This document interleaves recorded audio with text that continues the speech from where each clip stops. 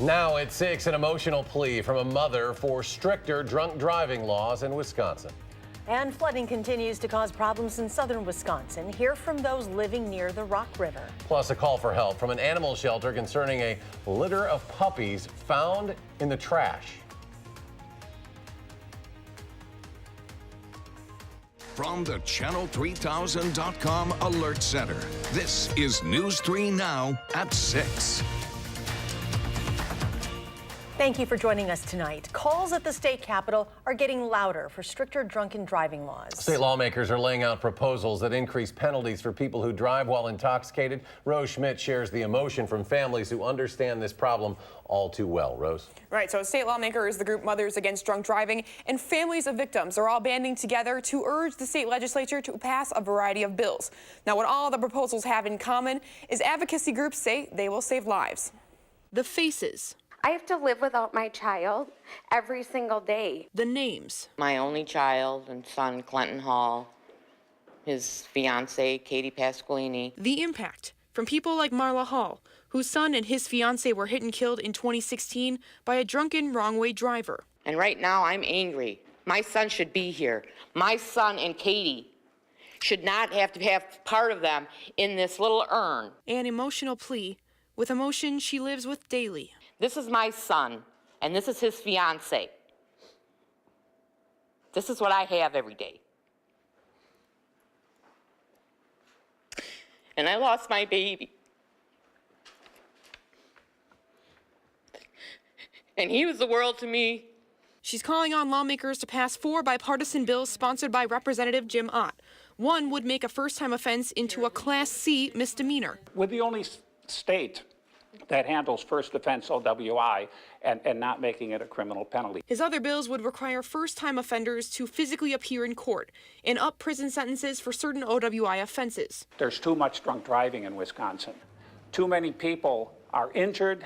Too many people are killed. Representative Ott is a Republican who also signed on to a Democratic bill that would require all first-time offenders to use ignition interlock devices for a year. No life has been untouched by drunk driving in this state. Currently, offenders are only required to use the devices if their blood alcohol content was 0.15% or higher at the time of the incident. Having it in the first offense, having it in every conviction will create a change in the culture, which is what we need to shift. A shift that faces opposition from some of Senator Chris Larson's Senate colleagues. Some of it they say this will kill tavern business. They say that people won't go out to bars anymore. But families say those costs are nothing compared to those they've faced after losing someone they cared about. I'm doing it for him. I'm doing it for the future of his friends, the future of their children, their grandchildren, because it's got to stop. All 5 of the bills have been referred to the public safety committees in both houses. The bills will likely face opposition from Republican leaders. Senate Majority Leader Scott Fitzgerald released a statement today saying his caucus will discuss the legislation introduced and then determine the best way forward. Rose Schmidt reporting tonight. Rose, thank you. Let's get a check on your first alert forecast now with meteorologist Dave Caulfield. Dave? A beautiful day across southern Wisconsin, Charlotte, with temperatures in the upper 40s and plenty of sunshine. We could have a few raindrops for the start of spring tomorrow, but not right now. In Platteville, we're still looking at mostly sunny to partly sunny skies on the Queen Bee Radio Skycam, and similar story across all of southern Wisconsin. 46 the temperature right now in Madison, still at 50 in Boscobel, 45 in Watertown, and 48 in Lone Rock. A little bit breezy still in spots, but that breeze will get a little bit better as we head into tonight. Right now to the south and west at about 8 to 15 miles per hour. So as we get into tomorrow, starting off in the lower 30s, we'll see mostly cloudy skies throughout the day. And it's possible that we could be grazed by not 1 but 2 systems that could bring us some raindrops tomorrow. And we'll talk about that and what effect that may have on any flooding across the area in your first alert forecast in just a few minutes.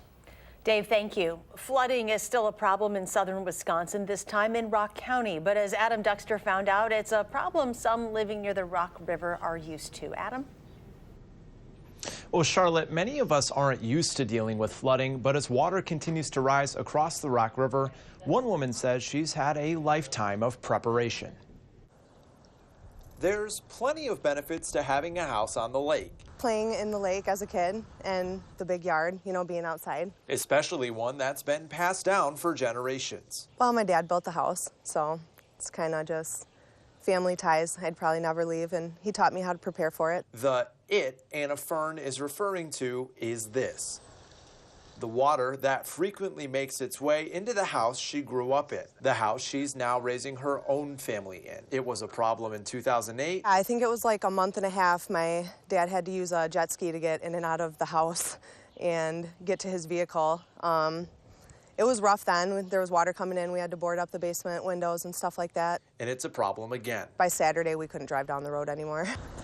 Sometimes sandbags alone don't cut it, and Fern has found herself forced to be resourceful in other ways. We had a John boat for the kids in the fall because bringing groceries back and forth, that got hectic, so we just got like a blow-up boat, and we were transporting stuff back and forth that way. The river is now nearing moderate flood stages, where it's expected to crest. I'm expecting it to probably start trickling in the basement door, but I'm hoping it won't. And while for Fern, these floods might be familiar, they're certainly not easier over time. Yeah, it's just, it's a tough situation. Yeah. Especially with kids. Again, the Rock River expected to crest later this week at a high of 12 feet. That high in 2008, 18 feet. Fern says she's been able to keep her basement dry by using a sump pump. Adam Dexter reporting tonight. Adam, thank you. A Facebook post from Reedsburg's Star Cinema announced a bit of sad news. The theater does not plan to reopen after last summer's historic flooding. Staff say FEMA is not allowing them to remodel, leaving them with 2 auditoriums. Owners say this does not make the theater economically sustainable. The theater is located next to the Reedsburg's Main Street Bridge, which was closed in August after the Baraboo River crested. A man is in stable condition after being shot by a UW-Milwaukee campus police officer. The university police chief says that man was found with a gun sleeping on a bench in the Fine Arts Complex building this morning.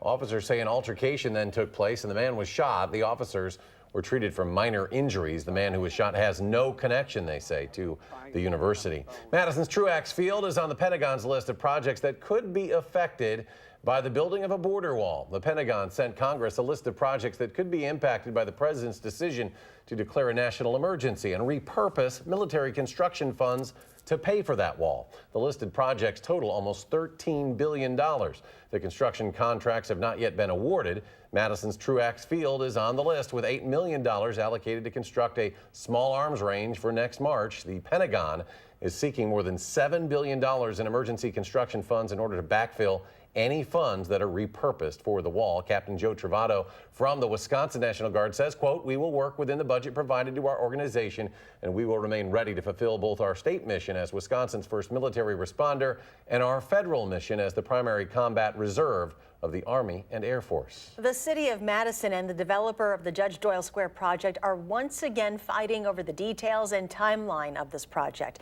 The project covers 2 blocks and includes a hotel, commercial space, apartments, and a parking structure. In January, the city approved an agreement with Beitler Real Estate Group to keep things on track and develop both blocks. Under the deal, the city would pay Beitler $700,000 to take over part of that project that served as the main point of contention between the two. In the original agreement, Beitler was in charge of developing 3 buildings on the 2 blocks, and the city was in charge of the underground parking. But Beitler says it is unable to complete its portion of the project because of how the city zoned the block that houses the Government East parking garage. Beitler is also proposing some changes with the hotel. One involves replacing underground parking with a swimming pool. Hotel companies that are considering licensing this property want a swimming pool. Nobody has a problem with that. However, under our ordinances, it does require a change in the zoning.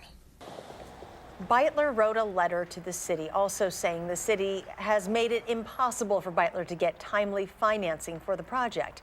City officials said in a letter to Beitler that the company needs to figure out financing and respond in 30 days with assurances that the project will continue. A pet shelter is looking for donations to help a litter of puppies found in the garbage. Those puppies were abandoned at 1 day old The Marshfield Area Pet Shelter needs food and money to cover health care costs. Staff will care for them until they are old enough to be adopted. They won't accept applications for that until April 11th, when the puppies are 6 weeks old. Police have arrested a man in this case. We have a link on how you can help those puppies at channel3000.com. The Badger basketball team is getting ready for the NCAA tournament. We caught up with the team as players caught a flight to San Jose. The Badgers are a 5th seed, and they play the Oregon Ducks on Friday, who are a 12th seed. The game begins at 3:30 on TBS Network, and sports director Jay Wilson and anchor Kevin Lewis will have live reports starting Thursday. Well, coming up in sports, where some say former Packer Randall Cobb is headed. And changes could be coming to your child's science classroom as Madison looks into updating its policy on animal dissection. Stay with us.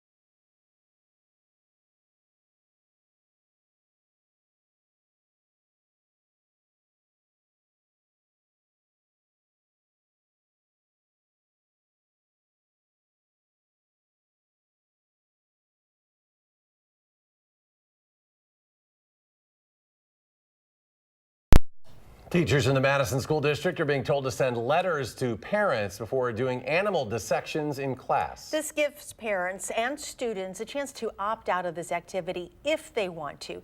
Jamie Perez joins us in studio with what the guidelines state. Jamie? That's right. Well, the Madison School District's chief of staff told me this afternoon that students have been allowed to take alternative assignments for a while for any assignment that they have a personal conflict with. But now, new guidelines state that teachers will send out a letter to parents before the dissections happen, giving them a chance to opt out. Teachers, in turn, have to provide an alternative activity at no penalty.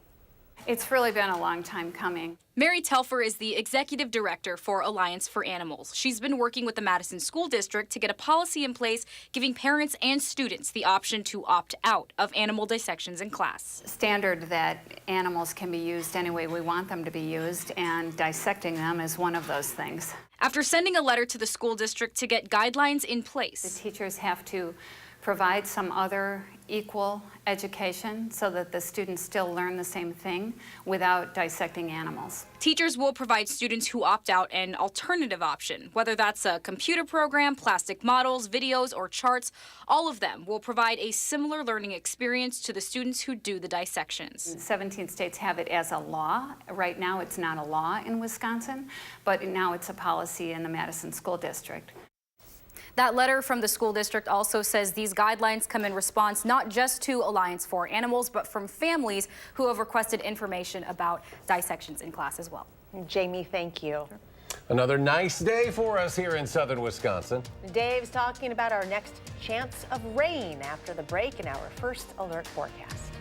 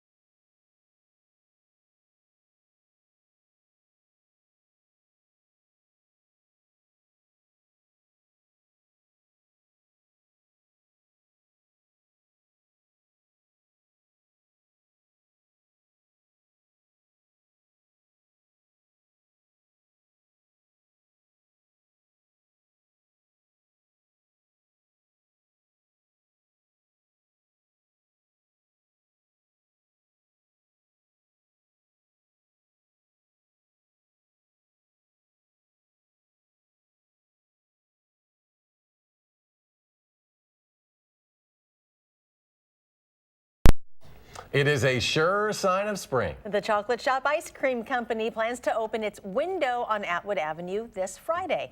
The company shared the news on Facebook. The Chocolate Shop won gold in Madison Magazine's Best of Madison for best ice cream, custard, and gelato. You can find a full list of this year's winners online at channel3000.com. Spring starts tomorrow, right? What's the exact time, Dave? Less than 24 hours, 4:58. Precisely. Yeah. We're all going to instantly feel warmer. Yeah, exactly. Just like that. 4:59, we're going to be like, what's happening?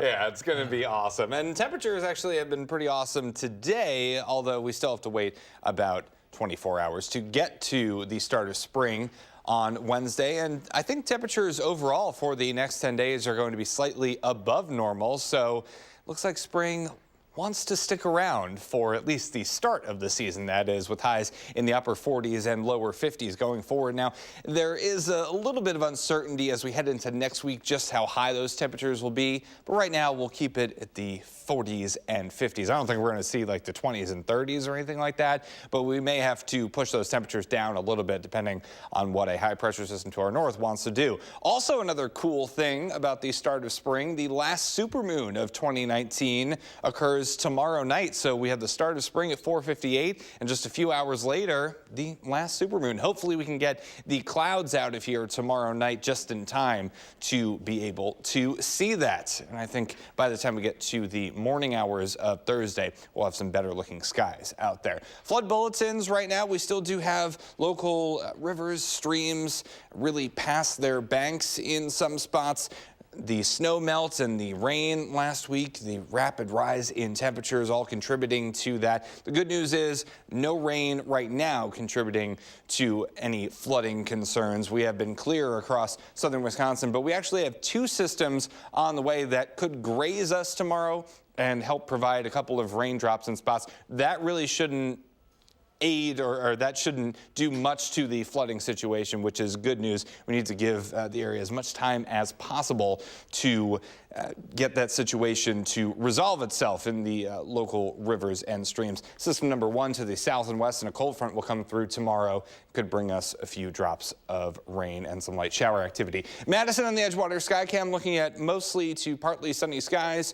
Right now, 48 degrees, the high today, about 5 degrees above normal for this time of year. Other high temperatures, we made it into the 50s in Mineral Point and Boscobel, 48 as well in Janesville, in Monroe, and 46 in Juneau, 47 in Watertown. Right now, those temperatures are pretty close to their daytime highs in the upper 40s and lower 50s tonight. Partly cloudy, not as chilly as temperatures fall into the lower 30s, so we'll continue to see the thermometer readings fall through the 40s this evening into the lower 30s to start Wednesday. You notice the clouds on the increase. System number 1 will basically miss all of us to the south, which is good news because that has more rain in it than the second system, a cold front that will come through Wednesday afternoon and evening. Again, a couple of raindrops not out of the question. We may need the umbrella briefly on Wednesday afternoon, but that's about it. Not really expecting major impacts from that. And then we'll get the sunshine back on Thursday. So that's good news. Highs should be close to 50 degrees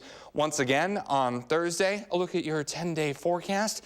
We are watching temperatures in the low to middle 50s as we head into the weekend. Should have plenty of sunshine for Friday and Saturday. Then still our models are marinating a little bit what to do with this weekend system that comes through. Could provide us some more shower activity, but temperatures actually may go farther down into the 40s as we get into Monday and Tuesday. Right now, we'll keep temperatures near 50 degrees with plenty of shower chances as we head into next week. The Badgers have been going to the NCAA basketball tournament for a long time, but for some players this year, it's their first time. The story's coming up in sports.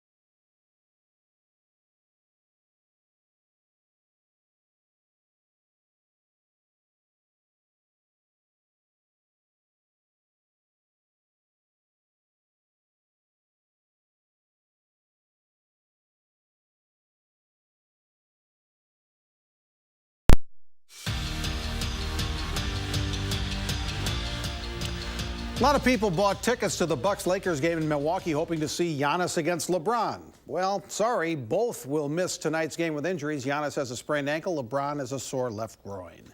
Former Packers wide receiver Randall Cobb is a new home. He's getting a one-year contract with the Dallas Cowboys for $5 million. Cobb spent 8 seasons in Green Bay, caught 470 passes for over 5,500 yards and 42 touchdowns. But Randall Cobb is now with the Dallas Cowboys. The Badgers are on the way to San Jose. They'll play their first-round game at the NCAA men's basketball tournament Friday afternoon at about 3:30 Madison time. The game will be on TBS. Since the Badgers missed the tournament last year, there are a lot of guys who will have their first ever appearance in the NCAA tournament. Redshirt freshman Kobe King and sophomore Nate Reavers will both be making their first trip to a collegiate postseason. Still a cool deal, even if they had to wait an extra year. I'm excited. I remember watching it growing up as a kid.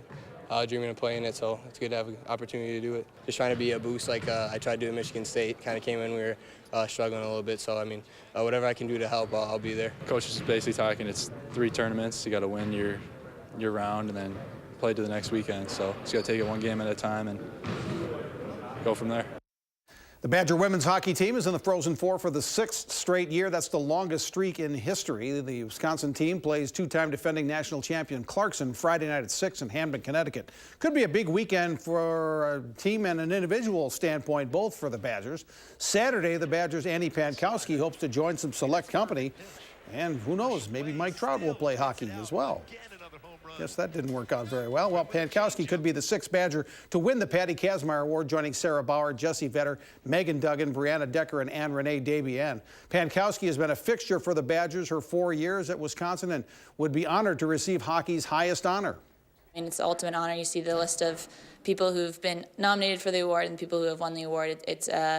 It's an exceptional list, and I'm just really grateful to have been considered for the award, and we'll just see how it goes. It would be great for Annie. I mean, she's been through some tough obstacles in her playing career. You know, she's meant a lot to us, not only on the ice, but off the ice, and you know, been our leading scorer the 4 years she's played with us and done a lot of great things, and you know, she's certainly worthy of winning that award. Here are the 3 finalists for this year's award. Pankowski, also a hockey humanitarian finalist. Lauren Gable of Clarkson might have the inside track to the Kazmaier. She has 40 goals this season.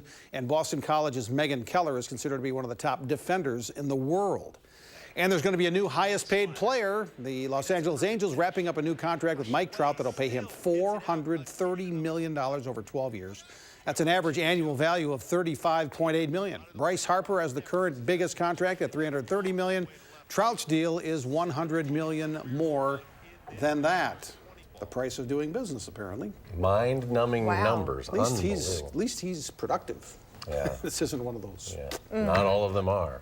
Final check with Dave. Some less mind-numbing numbers as far as temperatures go. We're in the mid-40s across southern Wisconsin. I think we'll be close to there once again for the start of spring tomorrow. Tonight, though, partly cloudy, not as chilly. Temperatures falling into the lower 30s. A few raindrops not out of the question on Wednesday for the start of spring. Shouldn't be a major deal. Then the sunshine returns for Thursday, Friday, and Saturday. And temperatures will be in the lower 50s. All right, Dave, thank you. Thanks for joining us for News 3 Now at 6. Enjoy your evening, and we'll see you back here at 10.